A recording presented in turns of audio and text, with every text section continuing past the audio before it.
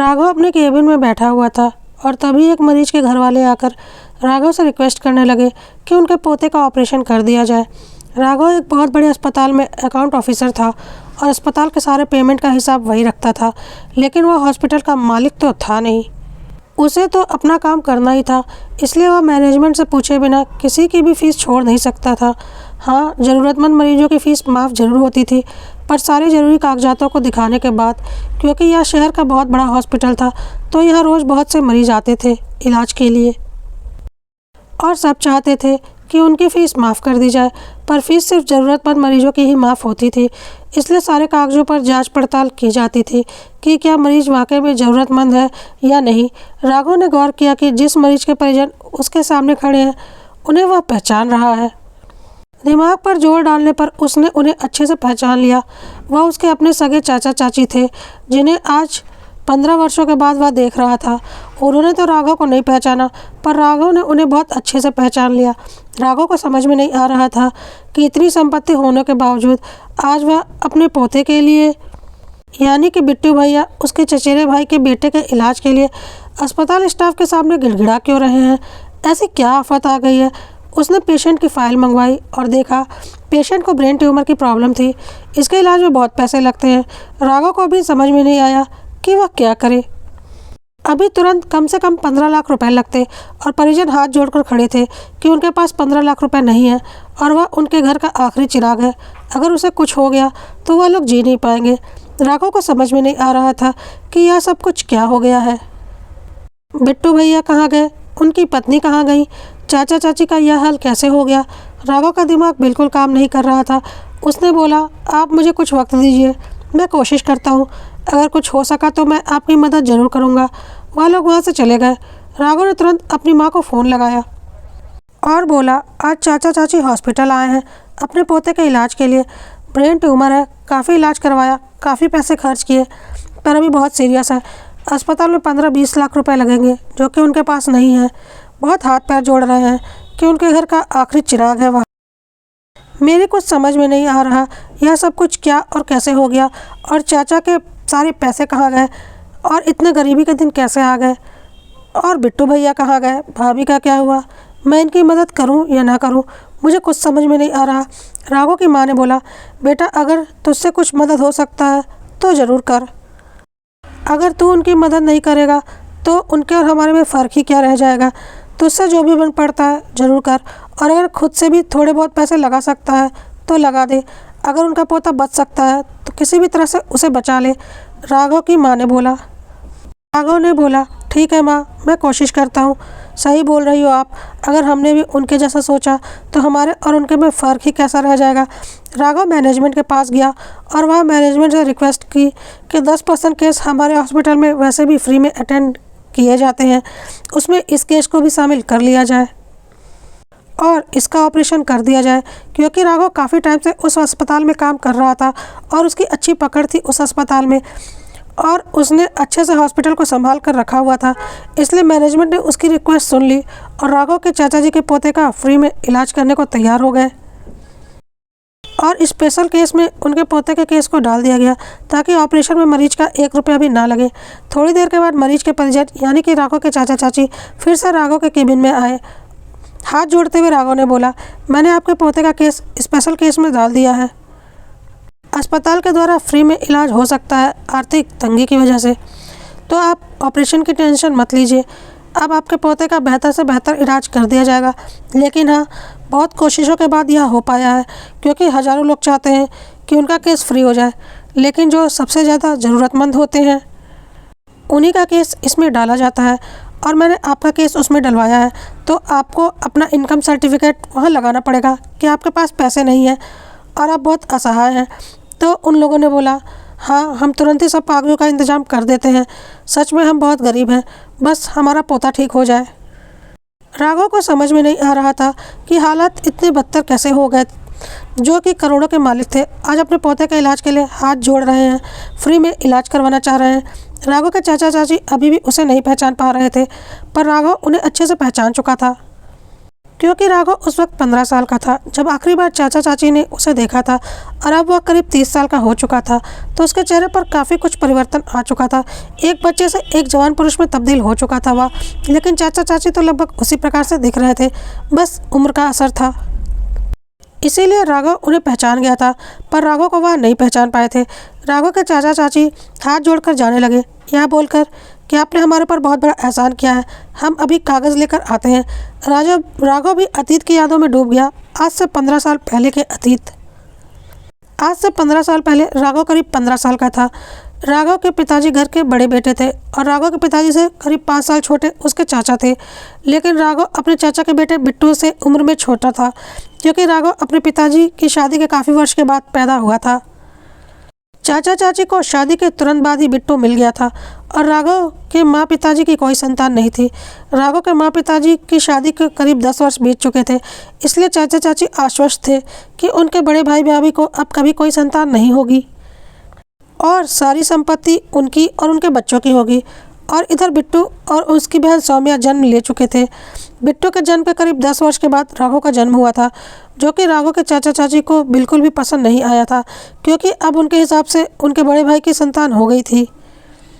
तो अब तो संपत्ति में बंटवारा होना निश्चित था, इसलिए वह लोग खुश नहीं थे। खैर, समय धीरे धीरे बीत रहा था। जब तक राघव 15 वर्ष का हुआ, बिट्टू भैया 25 वर्ष के हो चुके थे। इसी बीच राघव के पिताजी गुजर गए और बिट्टू भैया और उसके चाचा चाची ने मिलकर राघव और उसकी माँ को घर से निकाल दिया, बिना कोई संपत्ति दिए।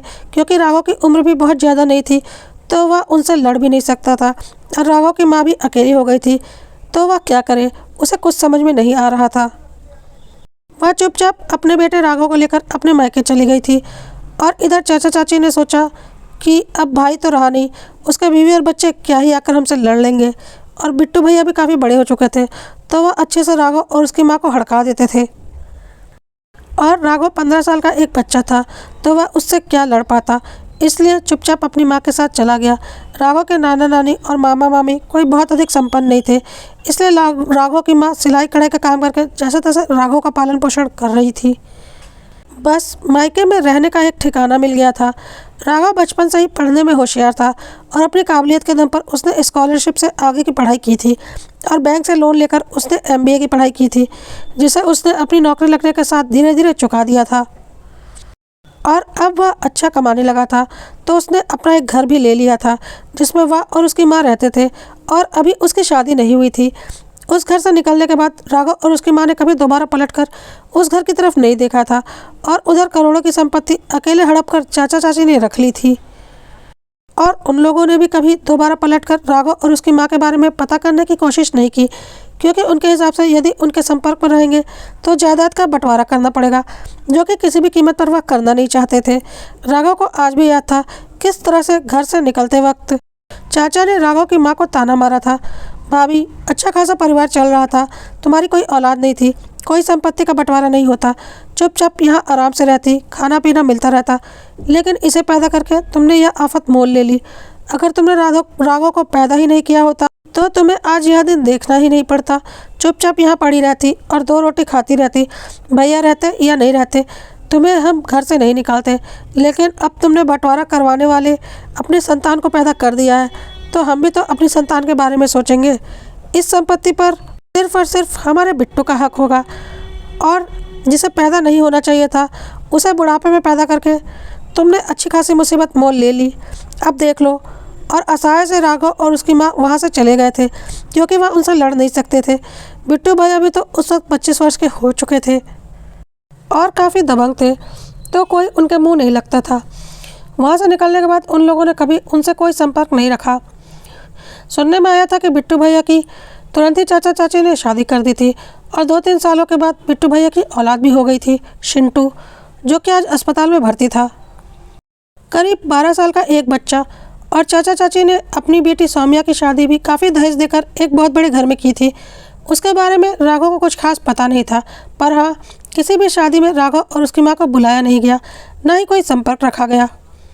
आज इतने दिनों के बाद चाचा चाची को राघव ने देखा था और पहचान लिया था, और वह हर बार यही सोच रहा था कि इतनी सारी संपत्ति अकेले हड़प कर रखी, हमें सड़क पर लाकर फेंक दिया, और आज यह हालत कैसे हो गए। खैर, राघव घर जाने के लिए उठकर खड़ा हो गया। एक बार को तो उसका दिल हुआ कि चाचा चाची को बता दे कि वह राघव है, लेकिन फिर उसने अपने मन में वह बेइज्जती और उन लोगों का वह व्यवहार याद करके चुप रहना ही सही समझा और घर की तरफ जाने लगा। अगले दिन चाचा जी के पोते शिंटू का ऑपरेशन था। चाचा चाची सुबह से ही परेशान थे। राघव भी टेंशन में था। डॉक्टर ने बोल दिया था ट्यूमर बहुत बढ़ चुका है, सिर्फ 10% बचने की उम्मीद है, जिसकी वजह से सब बहुत टेंशन में थे। राघव की माँ भी काफ़ी टेंशन में थी कि अब पता नहीं क्या होगा। उन लोगों ने भले ही हमारे साथ जो भी किया, पर इसमें उस बच्चे की क्या गलती थी। उस बच्चे को ठीक हो जाना चाहिए। लेकिन कहते हैं ना, सब कुछ ईश्वर के हाथ में होता है। डॉक्टर ने पहले बोल दिया था कि ऑपरेशन बहुत क्रिटिकल है और शिंटू का बचना बहुत ही मुश्किल है। हम अपनी तरफ से पूरी कोशिश करेंगे, लेकिन आगे ईश्वर की मर्जी। और फिर वही हुआ जो ईश्वर को मंजूर था। शिंटू का ऑपरेशन तो हो गया था, पर वह कोमा में जा चुका था और अगर वह सुबह तक होश में आ जाता तो वह खतरे से बाहर था, नहीं तो उसका बचना नामुमकिन था, जैसा कि डॉक्टरों ने पहले ही बता दिया था। और ऑपरेशन थिएटर से बाहर निकलकर डॉक्टरों ने बोला, हमने अपना काम तो कर दिया, अब आप ईश्वर से दुआ कीजिए कि वह अपना काम करें, क्योंकि अब हमारे हाथ में कुछ नहीं है, सब कुछ ईश्वर के हाथ में है। और अब दवा की नहीं, शिंटू को दुआ की ज़रूरत है। शिंटू के दादा दादी का रो रो कर बुरा हाल था और वह बोल रहे थे, यह सब हमारे कर्मों का फल है, हमें उठा ले ईश्वर, हमें क्यों यह सब चीज़ें देखने के लिए छोड़ रखा है। इस धरती पर बहुत पाप किए हैं हमने, हमें भी उठा ले। और बिल्कुल पागल से हो गए थे राघव के चाचा चाची। हॉस्पिटल में कोई ऐसा नहीं था जिसकी आंखों में उस दिन आंसू नहीं आए थे। राघव ने अपनी माँ को फ़ोन करके सारी बातें बताई। राघव की माँ भी बहुत परेशान हो गई और बोली, मैं हॉस्पिटल आ रही हूँ। राघव की माँ जैसे ही हॉस्पिटल आई, राघव की माँ को राघव के चाचा चाची ने पहचान लिया और उसके हाथ जोड़कर बोलने लगे, भाभी आज बहुत दिनों के बाद तुम मिली और आज ईश्वर ने ही शायद तुम्हें यहाँ भेजा है। हम तुम्हें ही याद कर रहे थे। बहुत अन्याय किया है हमने तुम्हारे और राघव के साथ, बहुत पाप किया है हमने और ईश्वर उसकी सज़ा हमें दे रहे हैं। मेरा कोई भी नहीं बचा इस दुनिया में जिसके लिए मैंने इतनी संपत्ति हड़प कर रखी थी। बस एक पोता बचा है जो आज ज़िंदगी और मौत के बीच झूल रहा है। भाभी हम हाथ जोड़ते हैं, आप ईश्वर से एक बार बोल दीजिए कि आपने हमें माफ़ कर दिया। हमारी प्रार्थना तो ईश्वर नहीं सुनने वाला, लेकिन शायद अगर आप उनसे बोल दें कि आपने हमें माफ़ कर दिया तो शायद ईश्वर को हम पर दया आ जाए और हमारे पोते की जान बच जाए। राघव की माँ ने बोला, यह अब कैसी बातें कर रहे हैं, शिंटू मेरा भी पोता है और मैं ईश्वर से रोज़ उसके लिए प्रार्थना करती हूँ और आज भी करूँगी। और देखना शिंटू ज़रूर ठीक हो जाएगा। ईश्वर इतना निर्दयी नहीं हो सकता कि माँ बाप के किए की सज़ा बच्चों को दे। राघव की माँ ने सचमुच ईश्वर से सच्चे दिल से प्रार्थना की कि ईश्वर जो कुछ भी मेरे साथ हुआ उसकी सज़ा इस बच्चे को मत देना। इस बच्चे की क्या गलती थी इसमें, इसे जीवन दान दे दो ईश्वर। इतना छोटा सा बच्चा जिसकी की कोई गलती भी नहीं थी, उसे उसके दादा दादी के किए की सज़ा मत दो। और सुबह होते होते शिंटू को होश आ चुका था। ईश्वर ने सबकी प्रार्थना सुन ली थी और शिंटू अब खतरे से बाहर था। डॉक्टर भी हैरान थे और बोल रहे थे, यह किसी चमत्कार से कम नहीं, ईश्वर ने ही शिंटू को जीवन दान दिया है, क्योंकि ऐसे ऑपरेशन में जीवित बच जाना बहुत मुश्किल होता है। राघव के चाचा चाची राघव के पास हाथ जोड़कर खड़े थे कि उसकी वजह से ही फ्री में शिंटू का ऑपरेशन हो पाया था। राघव ने बोला, शायद आपने मुझे पहचाना नहीं, लेकिन मैं आपको पहचान गया था, मैं राघव हूँ। अब राघव के चाचा चाची को कुछ समझ में नहीं आ रहा था कि यह किस मोड़ पर आकर वह खड़े हो गए थे जिसके साथ उन लोगों ने इतनी बड़ी नाइंसाफ़ी की थी। अपने बच्चों को सब कुछ देने के लिए जिनका हक मारा था, आज उन्हीं दोनों की वजह से उनके घर की आखिरी चिराग, उनका पोता जीवित था। यह राघव की ही मेहरबानी थी कि शिंटू का ऑपरेशन हो पाया था और राघव की माँ की प्रार्थना थी कि ईश्वर ने शिंटू को बचा लिया था। आज राघव उनके सामने सूट बूट में खड़ा था। आज उन्हें ईश्वर की लाठी दिखाई पड़ रही थी, जिसके बारे में सुना तो बहुत था पर देखा अपने कर्मों के बाद था। लेकिन राघव के चाचा चाची जड़ हो चुके थे। एक सप्ताह बीत जाने के बाद उन लोगों को राघव अपने घर लेकर आया, क्योंकि हॉस्पिटल से शिंटू डिस्चार्ज हो चुका था, पर अभी भी उसे रेगुलर चेकअप करवाना था। तो उसे लेकर चाचा चाची कहाँ जाते, और क्योंकि राघव का घर अस्पताल के पास ही था, इसलिए राघव की माँ ने बोला था कि उन्हें अपने घर में ही लेकर आ जाए। राघव की माँ को देखते ही राघव के चाचा चाची राघव की माँ के पैरों में गिर पड़े और ज़ोर ज़ोर से चिल्लाने लगे, भाभी हमें माफ़ कर दीजिए, अपने लालच में हमने आपके साथ बहुत बड़ी नाइंसाफ़ी की। आपको और आपके बच्चे को बीच राह में इस दुनिया में आपका हक मारकर अकेला छोड़ दिया। एक बार भी नहीं सोचा कि आपका और राघव का क्या होगा। और जिन बच्चों के लिए हमने यह सब कुछ किया था, एक एक करके उन सबको हमने खो दिया। ईश्वर ने हमें हमारे किए की सज़ा दे दी और हमारे जीते जी दे दी। ईश्वर ने हमें दिखा दिया कि देखो कर्मों की सज़ा क्या होती है। हमारे सामने ही हमारे बच्चे चले गए, लेकिन हम यहीं रह गए यह सब कुछ देखने के लिए। भाभी, हमें माफ़ कर दीजिए। हम लालच में अंधे हो गए थे और आज ईश्वर का इंसाफ भी हमने देख लिया। राघव की माँ ने बोला, अब छोड़ दो, जो बातें हो गई उन्हें याद करने से क्या फ़ायदा। जो चला गया वह वापस तो नहीं आ सकता। अब आपका बाकी का जीवन ईश्वर के चरणों में समर्पित करो। इससे ज़्यादा मैं क्या कह सकती हूँ। राघव के चाचा चाची के पास कोई जवाब नहीं था। वह तो अपने दुख में दुखी थे। राघव की माँ ने पूछा, बिट्टू और उसकी पत्नी के साथ ऐसा क्या हो गया कि दोनों ही अब इस दुनिया में नहीं है। तो राघव के चाचा चाची ने बोला, कोरोना लील गया, एक साथ दोनों ही इस दुनिया से चले गए। कुछ समझ में नहीं आया। सब कुछ इतनी जल्दी जल्दी हुआ कि अभी भी सोचते हैं तो कुछ समझ में नहीं आता कि क्या और कैसे हो गया था। उनके इलाज में सारी धन दौलत, सारी जमा पूंजी समाप्त हो गई, फिर भी हम उन्हें बचा नहीं पाए। क्या करें, कभी सोचा नहीं था कि हमारे साथ ऐसा हो जाएगा। कोरोना के बाद दोनों को बहुत बड़े अस्पताल में भर्ती कराया, लाखों खर्च किए, ज़मीन बेच दी, लेकिन फिर भी वह ठीक नहीं हो पाए। दोनों ही इस दुनिया से चले गए। राघव की माँ ने आगे पूछा, और तुम्हारी बेटी सौम्या, उसकी भी तो शादी कर दी थी, वह कहाँ है। इस पर राघव की चाची ज़ोर ज़ोर से चिल्लाने लगी और रोने लगी और बोली, सब हमारे कर्मों का फल है दीदी, सब हमारे कर्मों का फल है। हम पैसों के लालच में अंधे हो जाते हैं और कभी नहीं सोचते कि एक सर्वशक्तिशाली ईश्वर सब कुछ देख रहा है और वह हमें हमारे कर्मों का फल अवश्य देगा। सौम्या की देखभाल करके बहुत अच्छे घर में शादी की थी, बहुत ही अमीर घर में, लाखों का दहेज दिया था, लेकिन वह लोग बहुत ही लालची थे। मार डाला हमारी सौम्या को दहेज के लालच में। केस भी कर रखा था हमने, सालों केस चला, लेकिन अब साबित नहीं कर पाए कि हमारी सौम्या को उन लोगों ने दहेज के लालच में मार दिया, क्योंकि वह बहुत ही अमीर और रसूखदार परिवार के थे।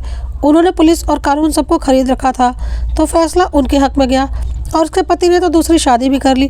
क्या करें, हमारे कर्मों की सज़ा हमारे बच्चों ने भोगी। एक शिंटू बचा था, हमारे बिट्टू की आखिरी निशानी। बस अब ईश्वर इसकी रक्षा करे और यह अपना जीवन अच्छे से जिए। लेकिन आज इसकी ज़िंदगी भी तुम लोगों की वजह से है। अगर तुम और राघव हमारी मदद नहीं करते तो पता नहीं क्या होता, और शायद तुम्हारे माफ़ कर देने की वजह से ही ईश्वर ने हमें माफ़ कर दिया और आज हमारा शिंटू हमारे साथ है। मेरे बेटे, बहू और पोते के इलाज में और बेटी का केस लड़ने में एक एक ज़मीन तक बिक गई, जो कि हमने आपके हक की मारी थी, और साथ ही साथ बेटा, बहू और बेटी सब चले गए। हम दोनों पापी अकेले इस धरती पर रह गए अपने पाप का बोझ ढोने के लिए। भाभी, इंसान संपत्ति की लालच में इतना अंधा हो जाता है कि सोचता है अपनी 7 पुश्तों तक के लिए संपत्ति जमा करके रख दे, भले ही इसके लिए उसे अपने दूसरे भाइयों का हक बेईमानी से हड़पना भी पड़े। इसके लिए भी वह तैयार रहता है, और वह यह भूल जाता है कि सर्वशक्तिमान ईश्वर सब कुछ देख रहा है, और आज नहीं तो कल उसे और उसके बच्चों को उन कर्मों की सज़ा मिलेगी ही, और उसके पाप के भागीदार उसके बच्चे भी हो जाएंगे, जिन्होंने कि वह पाप किया ही नहीं है, पर उस धन को भोगा है जो कि उनके हक का धन नहीं था, बल्कि किसी और के हक का था। तो उन्हें भी तो उसकी सज़ा मिलेगी ही, जो कि हमें मिल भी रही है। और भाभी, आज आपके पास राघव जैसा काबिल औलाद है।